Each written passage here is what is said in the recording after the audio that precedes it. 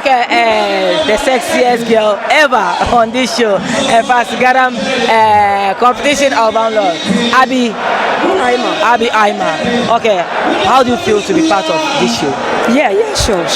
It's a blessing to be here tonight. Okay, female artists in our industry, how do you manage to still be alive? I think it doesn't matter if you're a man or you are a lady. If you know what you want, you have to go for it. So I always say that I am me. It doesn't matter I am a girl. I'm trying to be like the men. So I'm a man. Okay, where from the energy on stage? Looking at the energy you were having on stage, is there a secret? Okay, so I want to be frank with you. I don't know where the energy comes from.